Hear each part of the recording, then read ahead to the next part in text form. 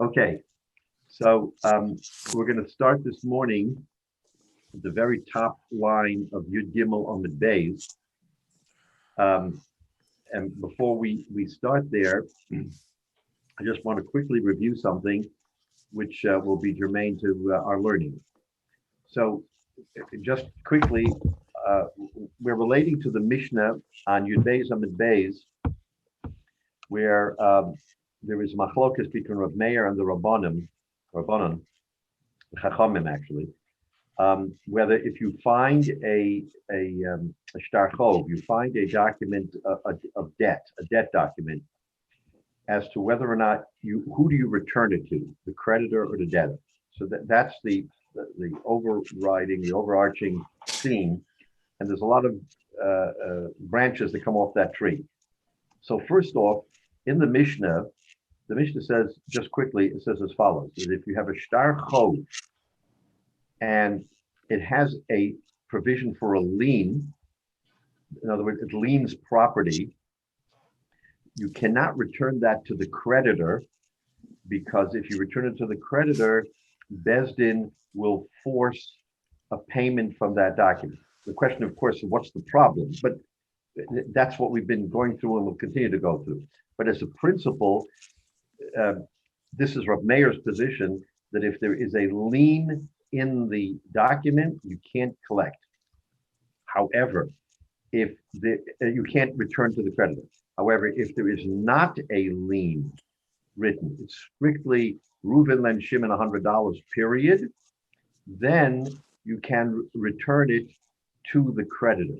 The theory here is, and we've already learned enough of the Gemara to understand the theory is that when you have a lien, if you give it back to the creditor, there may be intervening issues or intervening episodes of sale of the property, etc., which will compromise that property. So if it gets back into the hands of the creditor, there may be improper collection because of it.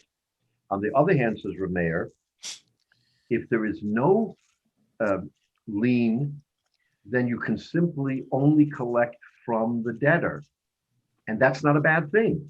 In other words, again, we don't know if the debtor is agreeing to the loan, not agreeing to the loan. That's all in the Gemara. But as a principle in the Mishnah, that's what we need to understand, why Rav Meir separates between whether or not there is a lien or not. It's because, simply put, a lien on a property could be an intervening problem. No lien means you go right to the debtor and collect. So that's the principle. The Chachamim come along and say that under no circumstance do you return it to the creditor, because even in the case of no lien, that's a problem. Okay, that's the principle of the Mishnah. Now, the Gemara went through, for instance, one of the problems that was raised was the problem of making a loan, a document that makes a loan in Nisan, but doesn't get exercised till Tishrei, because for some reason the debtor never got around to the debtor is the one who writes the shtar. He hires the sofer, they write the shtar, and he delivers it to the creditor when the creditor gives him the money. So they wrote it with a date of Nisan, which is the first month of the year, but didn't transact till the following Tishrei, 6 months later. So what's the problem? The problem is it's between Nisan and Tishrei. Reuven, the creditor, the lender, to Shimon. Shimon goes ahead and takes his properties and sells it to Levi. So Levi will own the property as of Tammuz, but as of Tishrei, the loan will go through, dated the previous Nisan, and we're going to have a problem because that property wasn't pledged in the deal. The property was pledged in Nisan when there was no deal, but in Tishrei, when there was a deal, that property wasn't pledged because it was already sold, but still the language of the shtar says Nisan. So that's an example of the kind of problem that you have when you have a lien. So that's why in the principle of the Mishnah, now the Gemara wanted to give two answers.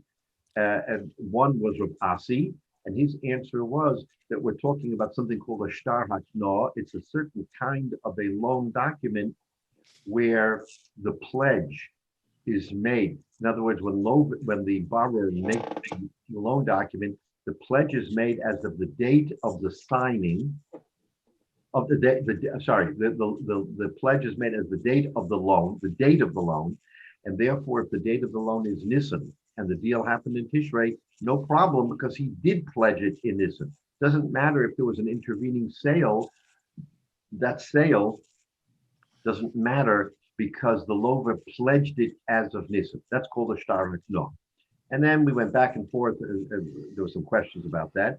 So Abaya came up with another solution, and he said that the witness's signature is what guarantees the loan. So in other words, if you make a loan, if you write it in Nisan, the witnesses sign it in Nisan, then the lover is saying, as of Nisan, I am pledging to owe you this money.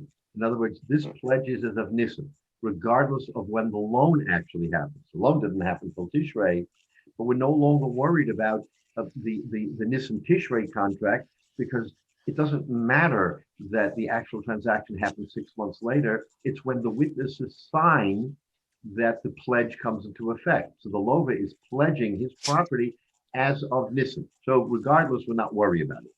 So then there was one other problem under Abaya that we had to consider, and that was that there would be some kind of collusion between the lover and the malva. In other words, if you give it back to the malva, to the creditor, and the lover says, yes, I owe him the money, it could be he already got paid, but he and the malva made an agreement. I'm going to admit to it. You're going to get the shtar back. We're going to go ahead and collect it from the third party who own it, because according to Abaya, it's the signature that matters, and the signature happened before the sale. And then when we get the property back, we'll split it between us, so everybody will make some money. So that was the one concern that was raised as the shtar nifroid. So that's how the Gemara concluded, and that's the backdrop to our discussion now. Our discussion this morning is going to be two views between Rabbi Lezer and Rabbi Yochanan on what is the real dispute between Rav Meir and the Chachamim. So now we're going back to the Mishnah. We're not talking about Ravasi, we're not talking about Abaya, we're talking about the Mishnah that says that according to Rav Meir, you can have the Bezdin does not return it to the creditor when there is a lien, but does return it when there's no lien. And according to the Chachamim, that you never return it to the creditor either way. What's that all about? So that's what we're going to start on Yud Gimel Amud Beis at the top. I'm Rabbi Lezer. So Rabbi Lezer says the machlokes between Rav Meir and the Chachamim is b'she'ein chayiv modeh. So the one other issue that we have to recall is that the Gemara, in explaining the Mishnah, wanted to understand whether the machlokes, the discussion in the Mishnah is does the borrower admit to the loan, or does he say no, it was a forged loan, or it's not a valid loan? So that's what we have to understand. So the Gemara comes to the conclusion in the Gemara itself that we're talking about chayiv modeh when the lover admits that there was a loan. So now the discussion goes on. Shmuel came when we discussed this the other week, and Shmuel says, no, our Gemara is talking about ein chayiv modeh. So Shmuel throws another quirk into the works and says, no, it's speaking about ein chayiv modeh. So now Rabbi Lezer, when he wants to explain the machlokes between the Tanakama Rav Meir and the Chachamim, this is what he says. Machlokes b'she'ein chayiv modeh. The machlokes is, like Shmuel says, where the chayiv is not modeh. So we have a passerby finds a shtar chov, he finds a loan document, he doesn't know what to do, and he says, okay, I have to take it to Bezdin. What am I going to do here? The lover comes before Bezdin and says, this loan isn't a valid loan. It's a forged document. It's forged. You can't collect on it. So now the Bezdin has to decide what to do, who to give it to. So, says the Gemara, the Rav Meir sover, the Tanakama Rav Meir holds, shtar she'ein bo achrayis nechosim, ein a gover lo mishbodi v'lo b'nei chorei. That a document that does not have a lien, you cannot collect either from pledged properties or from B'nai Chorei from unpledged properties. So why? Because we said that Reb Meir says that and this is how we concluded last week, is that a shtar that does not have a lien is not a proper shtar. In other words, a proper loan document always has to have a lien. If it's not, then it's like an oral agreement between two people. And an oral agreement, the question is, can it be enforced or not enforced? A shtar, of course. Excuse me? Yeah. Why wouldn't the Bezdin just say, we're keeping this document? Do they have that option of? No, absolutely. That's exactly what we're talking about. In other words, the Bezdin is saying to the finder, don't return, you give it to us. That's right, give it to us. We can't return it to either because of the uncertainties. That's what we mean when we say it doesn't get returned. It basically stays in the well of the Bezdin until they can figure out what to do with it. So the Bezdin takes control, and the Bezdin says, we're not returning it to either. Now, according to Rabbi Meir, this is his chiddush when we discussed it, that a shtar, in order for there to be a proper loan document, it has to be documented with a lien. Then you have a proper loan document. Without a lien, it's an oral agreement. And therefore, Rabbi Meir says that in the case of Ein Chayev Modeh, where the borrower does not admit to it, and there's no lien, Ein Agova Lo Mishabodeh V'Lo B'nei Chorei. You can't collect from anybody because it's not a valid document. The Rabbanan right? But the Rabbanan say, Mishubadehu delo gove. You're right. From Mishubadim, since there is no lien, so from pledged property which he sold to a third party, you can't collect. But from B'nei Chorei, you can collect. So the Rabbanan take a different view, that since you can collect from B'nei Chorei. Why? Because B'nei Chorei means property that's still in the possession of the debtor. So they're taking the position that there's nothing wrong with the creditor going to the debtor and saying, you owe me this money, and I'm taking it from you, not from anybody else. And the Rabbanan will agree that you can do it. But by agreeing that you can do it, therefore, what did the Rabbanan say in the Mishnah? They said in the Mishnah, "Bein kach u'bein kach lo yachzor neshebezdin nifroin mehen." The very fact that Bezdin will collect it is the reason why the Rabbanan say, don't return it. So it turns out, according to Rabbi Eliezer, Rabbi Meir, you may return it.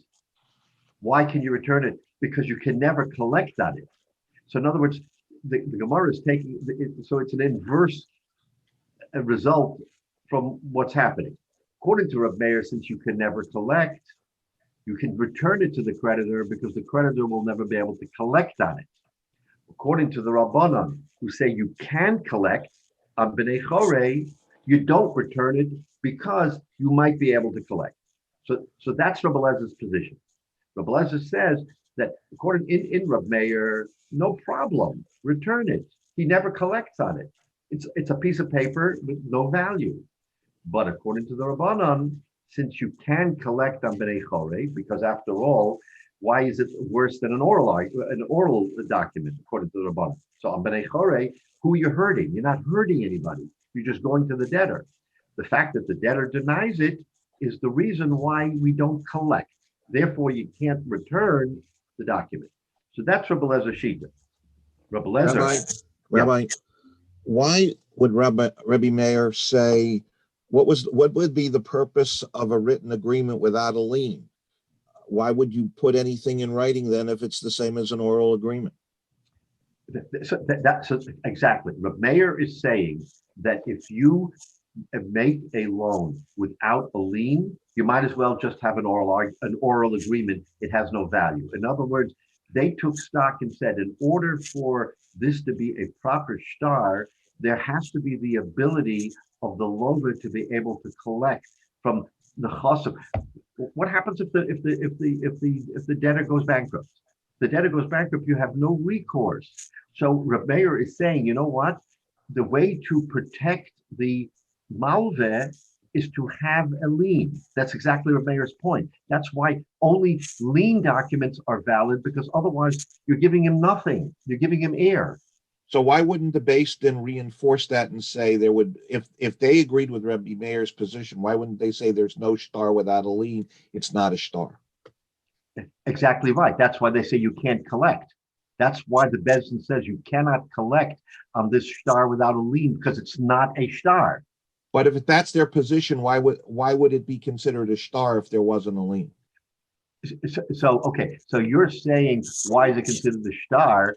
The Rav Meir is in effect saying it isn't a star. It's a piece of paper, but it's not worth the paper it's written on. And I'm asking if Based-In supports that, then they would say it's not a star. So Correct. If there is a star without a lien, there must be some purpose for it. No, exactly. So Michael, this is circular. In other words, you're two people write a star. They think they're doing something, but in effect they're doing nothing, because it might as well just be an oral, according to Rav Meir, it might as well just be an oral agreement. But they think they're doing something purposeful by writing a star. So they go ahead and write a star. There's no lien. Now they think, we did something good here. Comes later when that star is in question because it was lost, and they say, wait a minute, I have a star. But hey, wait a minute, according to Rav Meir, you have no star. It's not worth the paper it's written on. So Bezdin can't collect on it.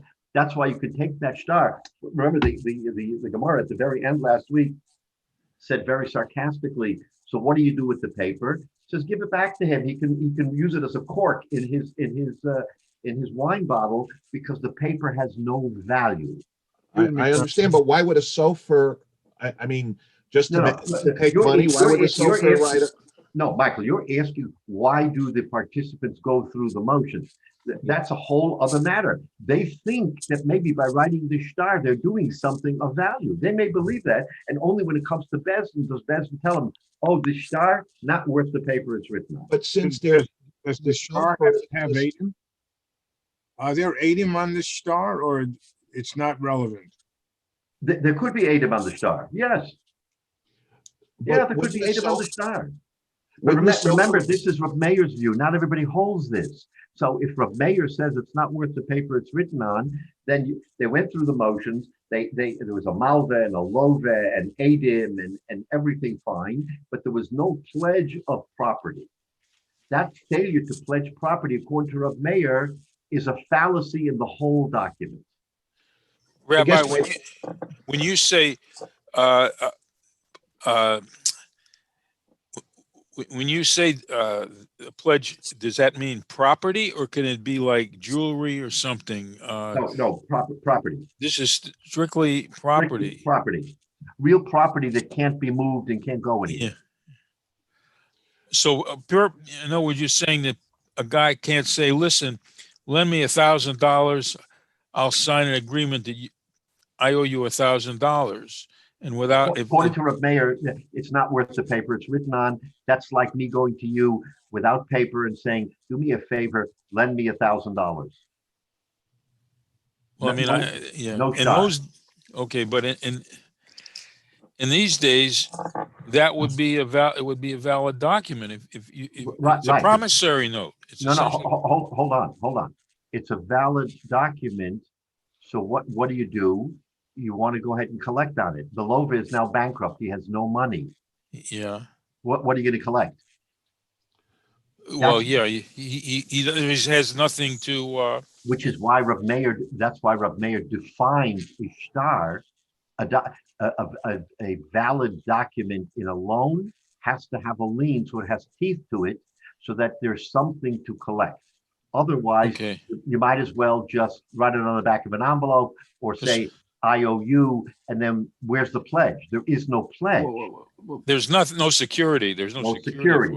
Achrayus is called security, yes. What about the whole thing we have in the Chumash? So we have a whole thing about if a poor person borrows money and it's his grindstone, you have to give it back to him and all that. So would that then therefore those types of loans all be by definition without a star? No. If there's physical property, But that's physical property, but it's not, okay, so I Real think, but it's not real property, it's metaltalin. yeah, but okay. So by there they mean a grindstone. Okay, that's his possession. That's all he had. Again, you're talking about a different circumstance when you're talking about an ani who if you're going to lend him the money, you know what you're dealing with. You know you're dealing with someone from whom collection may be very difficult if he doesn't have money. That's not the standard. That's not the standard of a normal malva and a love. So the Torah is giving you that example, but that's the outlier. That's not the actual rule as between between a malva and a love.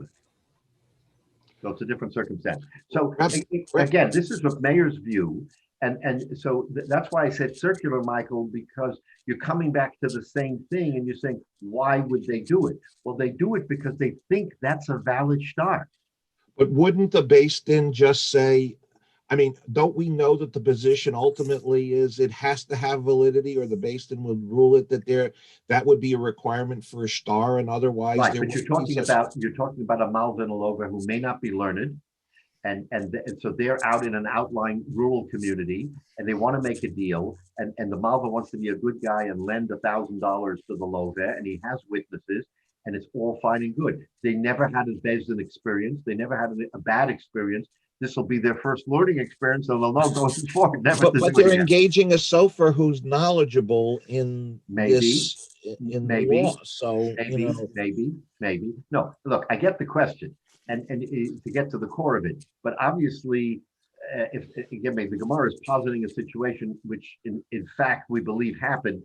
But even in the hypothetical, the question is, it's breaking down according to the different mandamim, Rav Meir and the Chachamim, what you're allowed to do, what you're now allowed to do. So let's forget about the practical exercise. Let's talk about the theoretical. The theoretical here is that according to Rav Meir, without nechasim, without a chrayis, without a lien, there is no shtar. The Rabbanan, by the way, the good news is that we hold after the road, after the Chachamim. The Chachamim don't hold like this. According to the Chachamim, it still has value. Why? Because you can collect in the same circumstance. And in fact, let's see if Rashi says that. I know that there's a discussion. Okay, so let's look at Rashi for a minute. According to Rabbi Eliezer, im ein halva moda d'shtora delo shebebon nechasim lav shtari. See, Rashi is telling us lav shtari. This is according to Rabbi Meir. It's not even a document. I have a kamalva al peh v'she'ein haleo edim. So to the question of are there edim?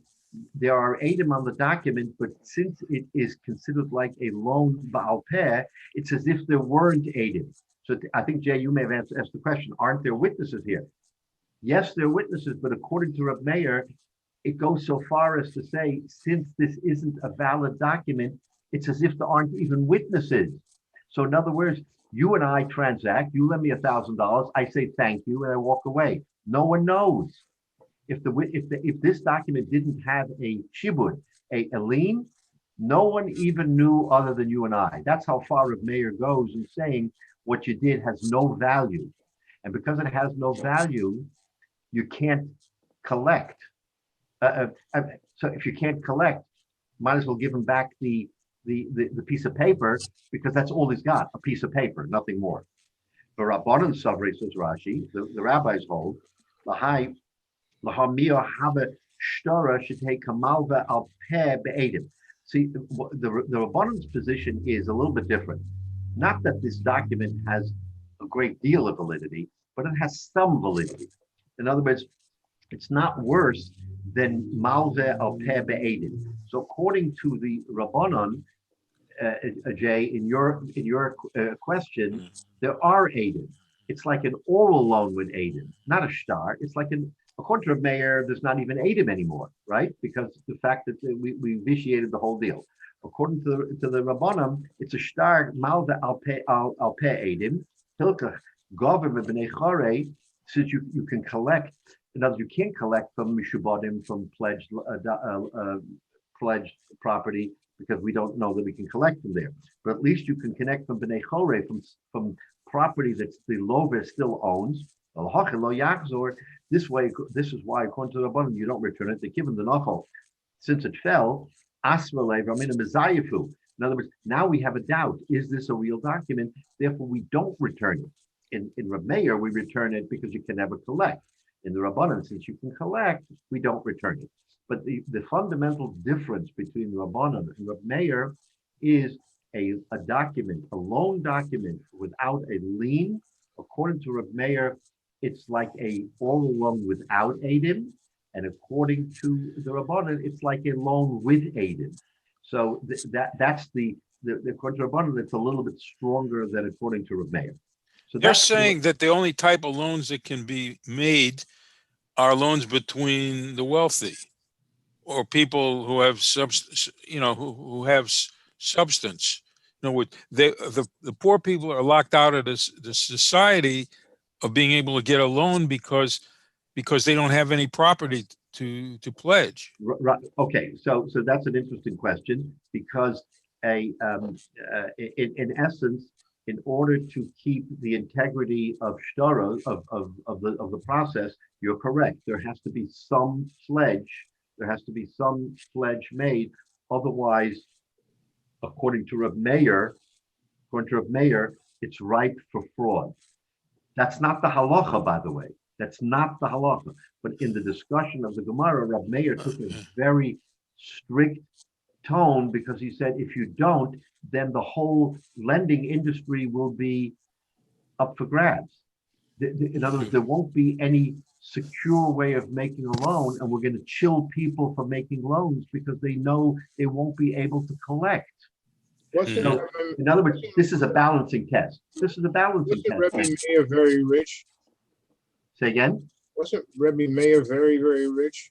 Reb Meir happened to be a wealthy man, but that helps Jonathan's question. I mean, it helped, yeah, it helped us focus. But keep in mind, and this is a very interesting point that you're raising. What are we balancing here?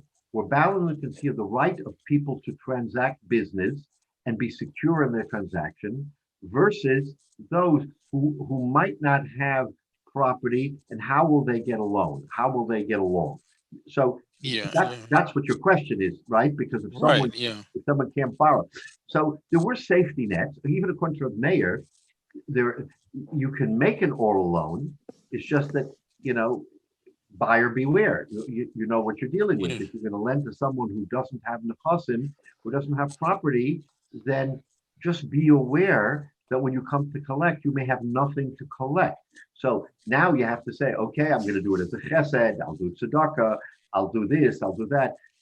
But without a pledge of something, you're basically, now let's think today, in today's society. It's the same, you have the same balancing test today with banks. I lent somebody money. I lent him $1,000. I didn't take a pledge. And he comes back to me and says, Tuvia, I'm sorry to tell you, I am broke and penniless and I can't pay you back. What are my options? I have nothing to collect. I can't go to his house. I can't take his last church. What do I do? So that question now superimposes in the time of the Gemara when it was not as, the system was not as either centralized or sophisticated. We're writing shtaras, we're writing and contrasim, we're writing proper shtaras, not proper shtaras. So, it's kind of a little bit of a hefker. So comes Rabbi Meir and says, you know what? I want to protect the integrity of this system. Otherwise, there will be no lending going on at all. So at least let me say that in order to have a proper loan, you have to have a lien. Those who can't lien will take care of them through the kupat daka or the gemach or whatever. In other words, there will be other ways of trying to help someone who doesn't have the means to be able to say, I can pay you back. But we have to have a system where people will make loans and know they'll get paid back. Otherwise, no one will loan, right? Now, I mean, I don't want to compare it, but we don't allow ribis. So now, if we don't allow ribis, interest, then you'll say, well, why should I lend you money if I have no benefit from it? I can't charge you ribis What am I lending you money for? So at the very least, you have something to pledge against the loan. I'm not taking ribbons.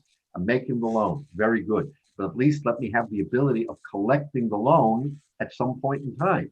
So Rav Meir takes a very strict view and says you have to have a lien. Otherwise, it's no shtar.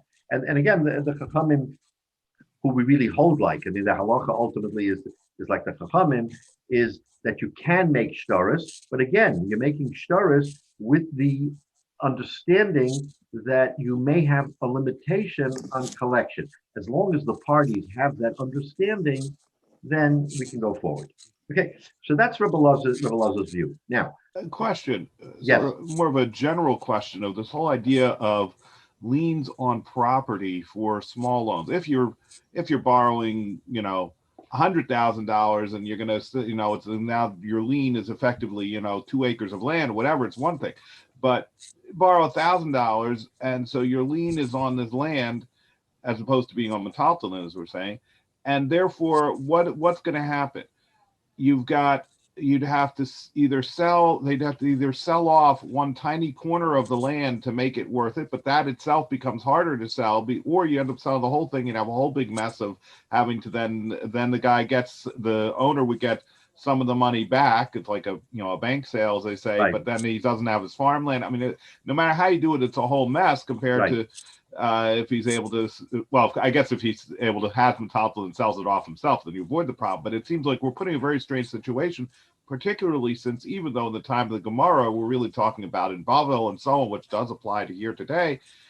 But really, this should be going back to what's the situation in Eretz Yisrael. And then you would very rarely, as I understand it, really sell land, certainly not on a long-term basis. It will be a short-term till Yovel or whatever. It gets much more complicated because you want to keep the land in the family. Right, but I think you said something that really maybe hit the proper point, and that is the fact that he has the land means he has the wherewithal to repay the loan.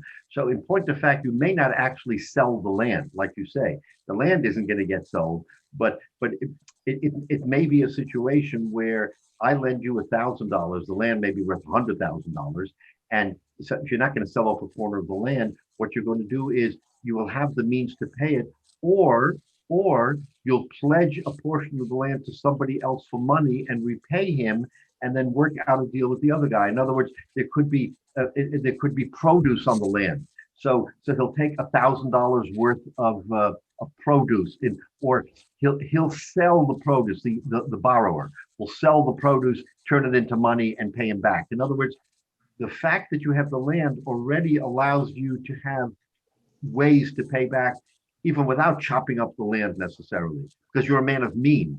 And I think that's what we mean here. Having a pledge on land means having a pledge on someone who has means. It's not necessarily the land. It's the means to be able to say your loan is secure, because if I have to pay you back, I have a way to pay you back. I have hundreds or thousands of acres of corn or tomato or whatever it is. Don't worry, I will pay you back because I'll have the means to pay you back. Without land means I don't have means. What happened? I'm a hand-to-mouth guy. I have no, verifiable way of earning a living. Therefore, when I'm borrowing this money, it's really on the head of a pin. What am I going to pay you back with? I don't have what to pay you back. That's ultimately the distinction we're making. Yeah. Rabbi, why would they not allow personal property as a security interest and only real property? Because personal property is fungible. Anything fungible can disappear. In other words, what's the point of land? Land means stability. It's here, it always will be here, it can't walk away. If you own land, that means you have stability and that you have some means.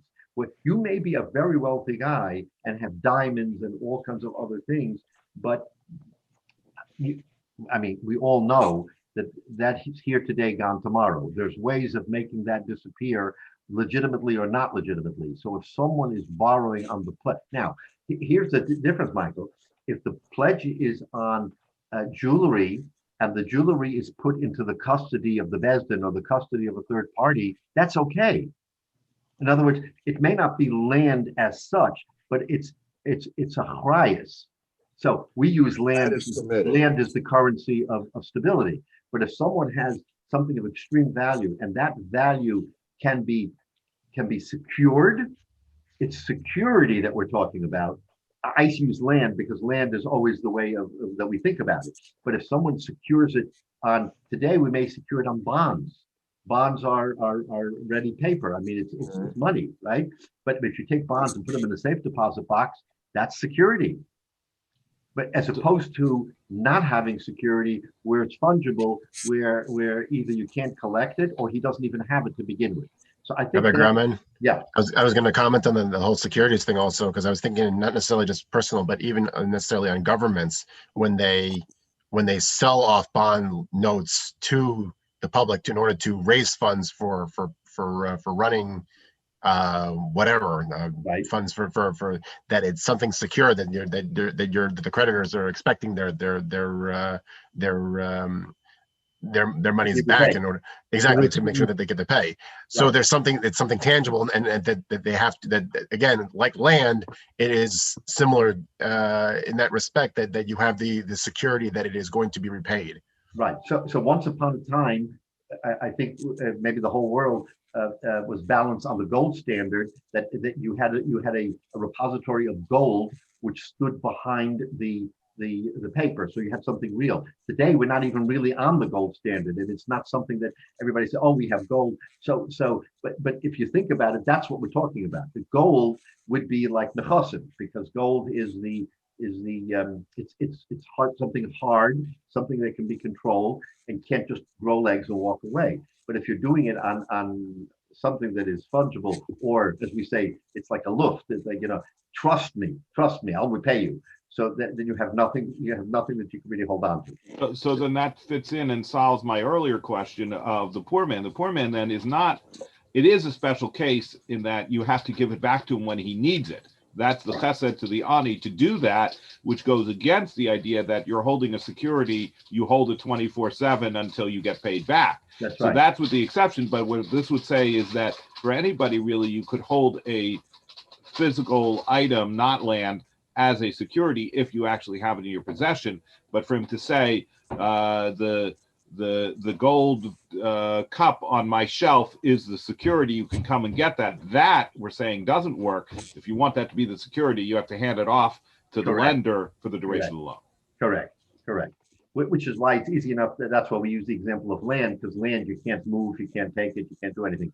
Anything that's metaltal, you can theoretically sell it off to somebody or whatever. So, okay, but we understand the point now. And so that's Rabbi Elazar Shita. Now, just to finish Rabbi Elazar, so the Gemara goes on and says, so remember, we're talking about She'ein Chayiv Modeh, where the Love does not admit to the loan. What about Chayiv Modeh? If the Love admits to the loan, and he says, yes, I did borrow, what then? So it says the Gemara in Rabbi Elazar, Divrei Hakol Yachzor. Everybody agrees, Rav Meir and the Chachamim, that you return it. Wait a minute, you return it? What about all those issues that we had last week? If you return it about cheating and Nisan and Tishrei and all of those different arguments, which I introduced the Gemara here this morning by saying those were stumbling blocks along the way. So the Gemara answers, according to Rabbi Elazar, this is a chiddush. According to Rabbi Elazar, he is not worried about Rav Asi's problem of Nisan and Tishrei. He said, I'm not worried about it. And he's not worried about Peron and Kanunya, the collusion between the Lov and the Malva. He says, I'm not concerned about it. So Rabbi Elazar basically just waves that off, because those were two major stumbling blocks about returning, is that we were afraid of the Nisan Tishrei circumstance, or that the debtor will agree, oh yes, I did make the loan. He actually got repaid, and now he's doing a collusion with the lender to collect double from the pledged property.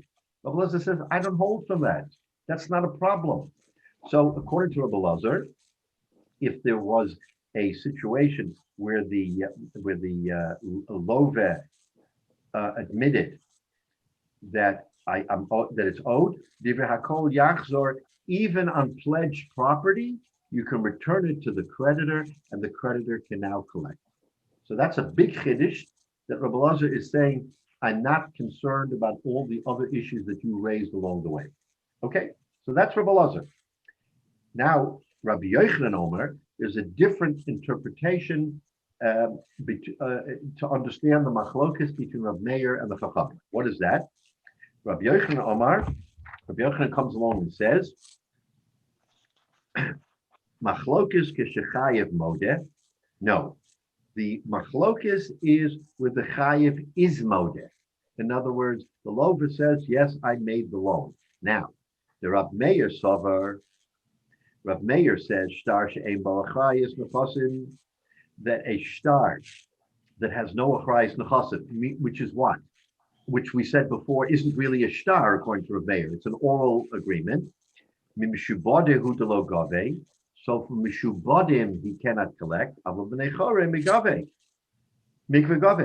according to this view, Rabbanan will say, you know what? There is no shtar here. I stand by my position that without a pledge there is no shtar. But there's an oral agreement, and if the debtor says I lent it to him, repay him. What's the big deal? So Rav Meir is now taking the view that without a shtar, if there was an oral agreement, then if there is no pledged property and the lover has property in his possession, knock on his door and say, we have an agreement, right? An oral agreement. I want to collect it. What's wrong? So according to Rav Meir, according to Rabbi Yochanan, Rav Meir can collect. That's why you don't return it to him, because he can collect. Remember, the question is, do you return the shtar? The question is, so if you can return the shtar, that means you can collect. So according to Rav Meir, in this view, you can collect, therefore you don't return the shtar.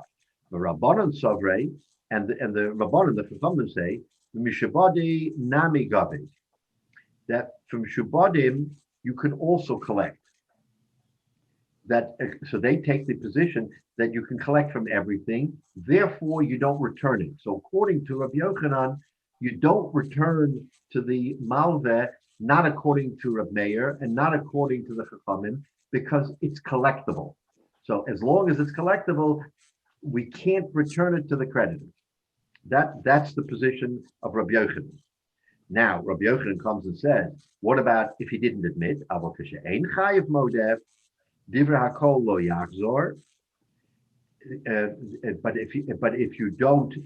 he's not chayiv modeh, if he says I never borrowed, you can't return it to chashinu lipiron, because Rabbi Yochanan does worry about the trickery between a lender and a borrower. Therefore, he says you can't return it because maybe he already got his money and now he's doubling up. So therefore, you can't return it at all. So it's a different interpretation and different understanding between Rabbi Yochanan and Rabbi Elazar. So let's see Rashi.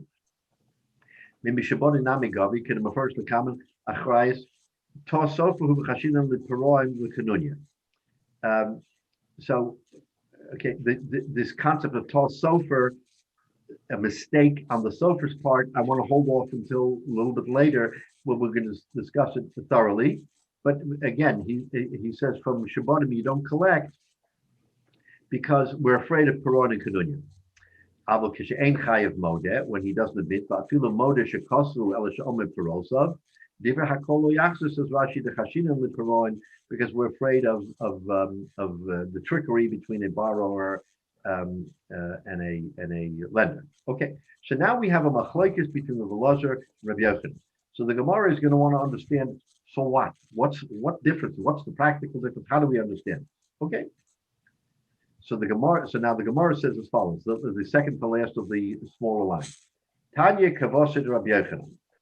We have a brisa that interprets the machlokes like Rabbi Yochanan, and at the same time, in interpreting like Rabbi Yochanan, v'tiyufta Rabbi Elazar b'chada, and it this brisa will have a major question on Rabbi Lazar, the other man, the Omer, v'tiyufta the Shmuel b'tarke, and we'll have a double question on Shmuel. Why Shmuel? Because remember, Shmuel came along and he said, he turned the Mishnah on its ear by saying, up until Shmuel, the interpretation of the Mishnah was that we were talking about where the Love admitted the loan. Shmuel came along and said, no, we're talking about where he didn't admit. And remember, Shmuel is the man Omer who says that we never have to worry about trickery because when a loan is paid off, it's ripped up.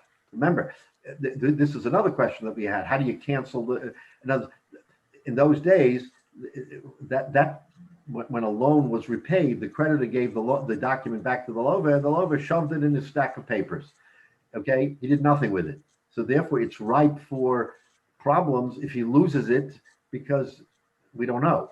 Shmuel was the one who was machadish. Anytime a loan is repaid, it's ripped up. It doesn't exist anymore. So if it doesn't exist, you can never have Peron B'Kanunya, because you can never have a case where the borrower gets paid and says, oh, yes, I admit that I still owe this money, because it's no longer a valid loan. It's not around.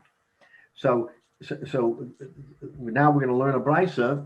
This brisa is going to prove like Rabbi Yochanan. It will ask a question on Rabbi Lazar, and we'll ask two problems with Shmuel. What's the brisa? Brisa is as follows. Motzer shtar rechov v'yesh b'machrais nechasim. Says the brisa, if someone found a shtar chov and it has a pledge of property, afal pi sheshnei modim. Listen to this. Even though both the love and the malve admit that it's all valid, and that everybody says, oh, this is a valid thing, it's never been repaid, everything is good. Lo yachzer lo lezeh v'lo lezeh. You don't return it to either. In other words, if this is a lost document, there is already what we call a reya. A reya is a blemish on the document. And even if everybody says, wait a minute, this is fine. I lent him the money. He agrees. He borrowed the money. He agrees he didn't repay. Just give it back to me and everything will be good. Says the brisa, lo yachzer lo lezeh v'lo lezeh. So now this is compounding the problem, because where everybody says, don't worry about it, the document just got lost, but everything is kosher. No, we don't accept that, that's a monumental position. Okay. What happens if this document has no achrayis nechasim, it has no pledge? So then the brisa says, if in other words, there is no pledge of nechasim, so we're not worried about any third party nechasim problem.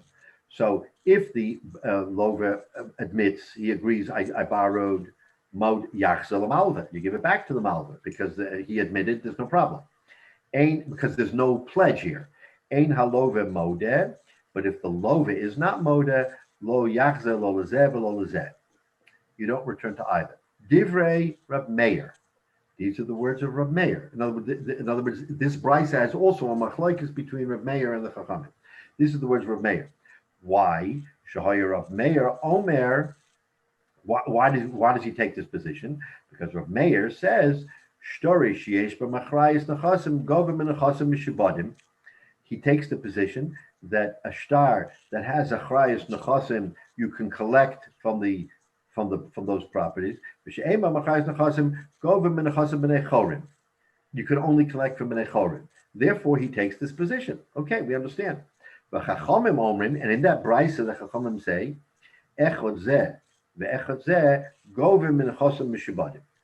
that regardless of whether there was a pledge or not a pledge, you can collect from the chosim mishubadim. In other words, if there was no pledge and the lover had sold property to a third person, you can go to that third person, according to Chachamim, and collect it.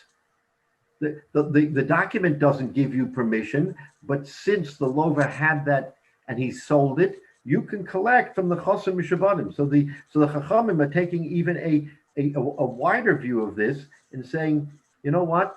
Even if the document didn't have a pledge, but he owned property, you can even go after that property. So that's even another chiddush in the Chachamim.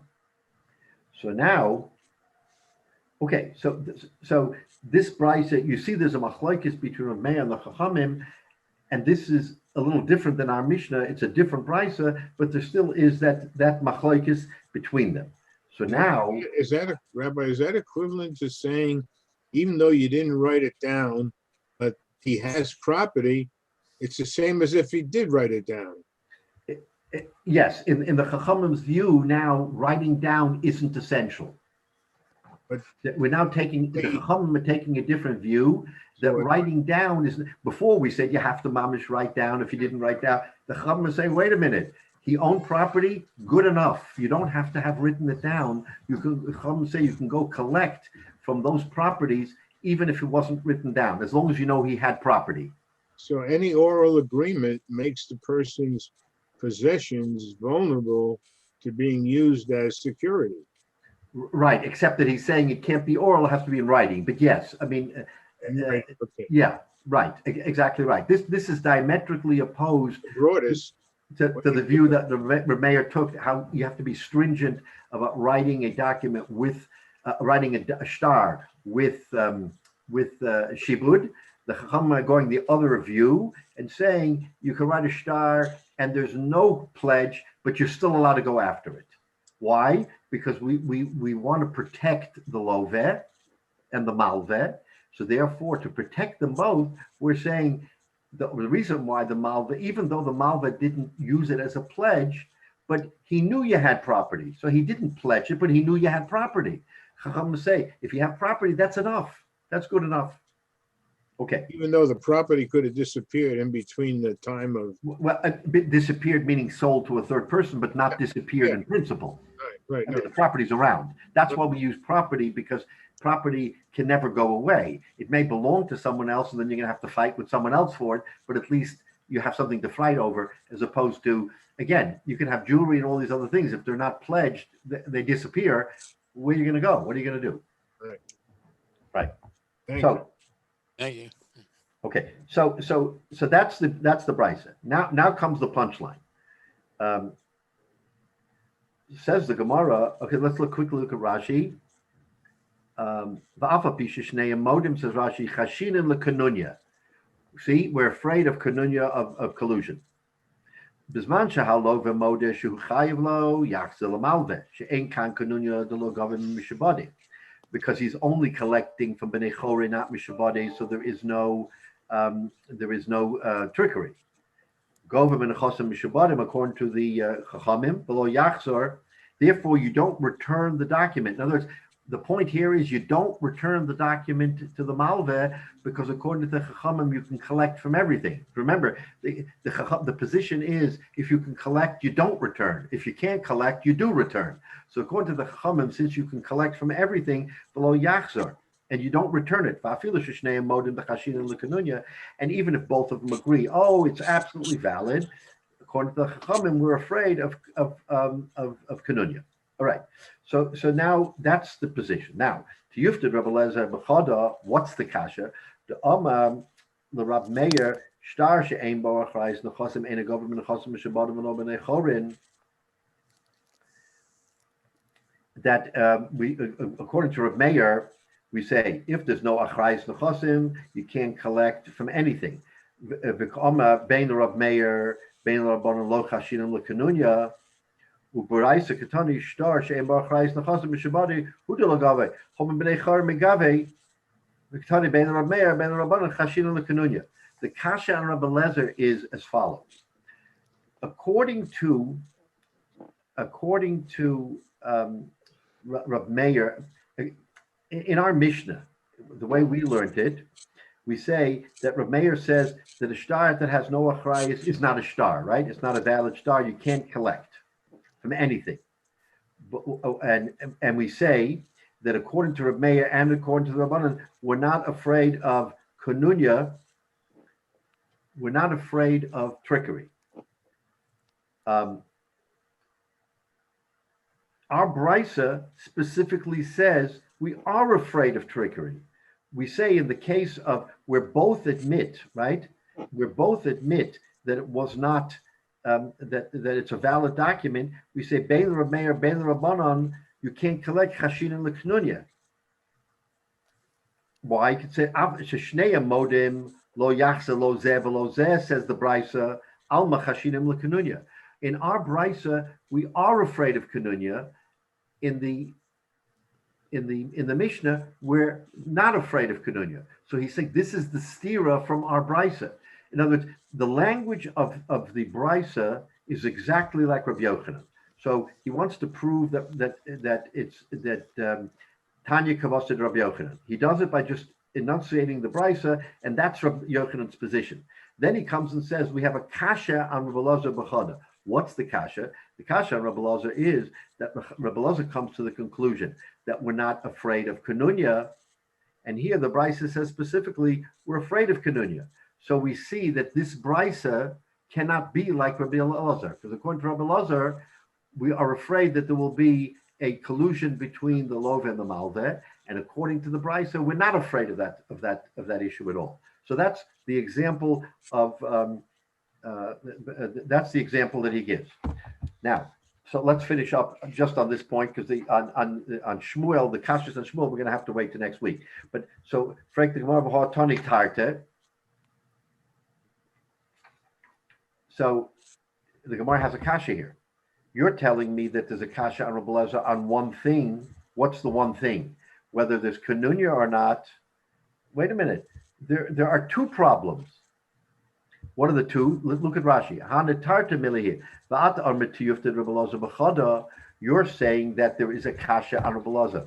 Why? It can't come out like Rabbi Elazar because Rabbi Elazar holds that we're not afraid of Knunya. Here we're saying we're afraid of Knunya, of collusion. But you see, there are two here. There are two problems, not just one problem. Why? Because we have a problem with Knunya is one problem, and then we also have a problem with whether or not we return it to one or the other. So in other words, Rav Meir takes the position that without a achrayus you can't collect. It's considered an oral shtar. Here in this brisa, we see you can collect. So in other words, according to Rabbi Elazar, in Rav Meir, the brisa says you can collect. Why should you be able to collect? It's not a valid shtar. We just got through saying in a whole discussion that Rav Meir says if there is no pledge, you can't. It's not even an oral. It's like an oral exchange without witnesses. Here in this brisa, we see that even if there is no shtar, if there's not a, in other words, you can collect from the loveh b'nei chorin. The b'nei chorin means the unpledged property. According to Meir, why should you be able to collect the b'nei chorin? It's not even a shtar. It's nothing. It's not even an oral agreement with witnesses. So the kasha is, there are two fallacies with Rabbi Elazar here. Why does he say there's only one fallacy about Knunya? We see there's a second fallacy in Rav Meir that according to this brisa, Rav Meir would say you can collect on B'nei Chorin, and according to Rabbi Elazar, you cannot collect because it is it's nothing. It's not even an oral agreement with the witnesses. So that's his kasha. Hanatartehu. There are two problems. All right. So what's the answer? So who the Oma Lohava Devarim Olam Om Rabbi Elazar Machlokas B'Shein Chayiv Modeh. Rav Meir Savar Shtar Shein Bar Chayis Nechasim Ein Govelom Mishbodav Lo B'nei Chorei V'Rabbanan Savrei. I'm sorry. V'Ratana Tarte. So on top of Judalat and Aleph. So says the Gemara Chodahu. It's really one problem. The Chatamhu. It's one reason the Mishum de Komer Rabbi Elazar Machloka B'Shein Chayiv Modeh Hu Mitaretz Hachi. So he's saying you're right. There are two problems that emanate from one issue. What's the issue? The issue is that if you say if the Machlokas according to Rabbi Elazar is B'Shein Chayiv Modeh, when the Loved does not admit that he owes the debt, that creates two problems, but it's from one source. So in other words, it's a little bit of a semantical thing here. He's saying that because Rabbi Lozer says that by Ein Chayev, that the whole issue is by Ein Chayev Modeh, which is one problem, it creates two issues, one of collection and one of Kanunya. So that's how he papers it over and says, you're right, there's two issues, but it stems from one problem. So that's what Rashi says, Mishan Echodahu Dechad Tamahu, Tam Echod Hiskikul Rabbi Lozer. It's one reason that we attribute to Rabbi Lozer Lomer Eshteyim, that creates the two issues. The Mishum de Koma Machlokas, the Mesisim B'Shein Chayiv Modeh, because Rabbi Lozer says that our Mishnah is talking about Ein Chayiv Modeh, Huskak Lomer. Therefore, you have to come to say She'ein Agova Afilu B'Bnei Chorin, that he can't collect even from B'nei Chorin. He came into Hutztuk L'Sayim, Abel Shechayiv Modeh, Divrei HaKol Yachzer, Huskak Lomer Lo Chashinin L'Kanunya. So in other words, because he says that we're dealing in Ein Chayiv Modeh, where the Lover does not admit to it, that creates two problems. But it's not the two problems that we're saying is the issue. It's the fact that he says Ein Chayiv Modeh. All right. So he's trying to emphasize why the Gemara says to Yufta de Rabbi Lozer b'choda, that we have this brisa has a question on Belazar on one thing when the Brisa shows us two things. And he's answering that the two things stem from one problem. And the problem is that Rabbi Belazar says we're dealing by Ein Chayiv Modeh, whereas our Mishnah, which we know, is dealing by Chayiv Modeh. All right, it's a semantical thing, but nevertheless, so the Gemara has now proven the following. It's shown us that in the machlokas between Rabbi Elazar and Rabbi Yochanan, the Brisa brings a raya like Rabbi Yochanan. The interpretation of Rabbi Yochanan is the correct interpretation, and it asks one kasha on Rabbi Elazar. So next week, Mitzvah Shem, when we pick up, we're gonna the second part of what the Brisa says is v'tiyufta de Shmuel b'tarte, that there is this is a double-edged question on Shmuel, and we'll go over that. We'll review it, and we'll understand why there is a double-edged question on Shmuel. One question on Rabbi Elazar, which we determined, and there'll be two questions on Shmuel.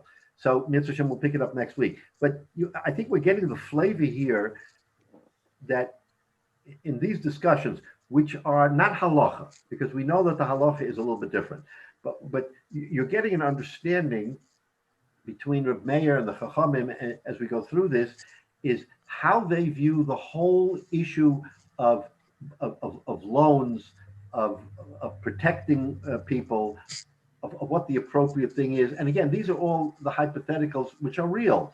Is that why doesn't everybody hold like Shmuel, that you take a document and you tear it up afterwards? It's a simple precaution. Obviously, Shmuel's precaution is what we do today. We cancel a note. It's on the face of it. This note has been paid up. You get a letter from the bank saying you've paid up your mortgage. Here it is. It's paid up.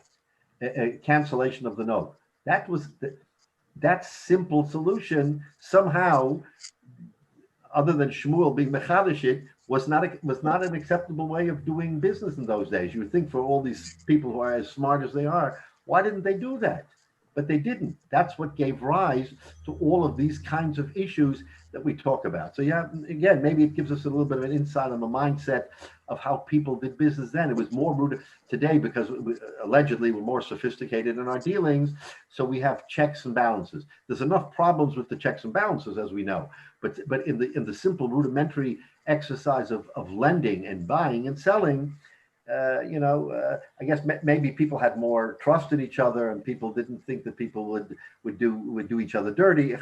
But you see that the Gemara does even raise the question of kanunya, that there may be people who will be underhanded and collude. So you see that they did have these ways of thinking, but nevertheless, what we're doing, and these are wonderful questions that we're asking, but we're superimposing our thinking today on the way things were transacted a couple thousand years ago, and that makes for a different but interesting dilemma. And nevertheless, they found a way somehow to keep it in order and to protect it. That was the amazing thing. So They didn't come from Silver Spring, that's why. Yeah. The other people, the troublemakers. Right. So means so next week we're gonna pick up on your dollar and We're gonna pick up on the whole discussion on Shmuel. Okay, thank you. All Thank right. you. Good week. Very good discussion today. Yeshkaya.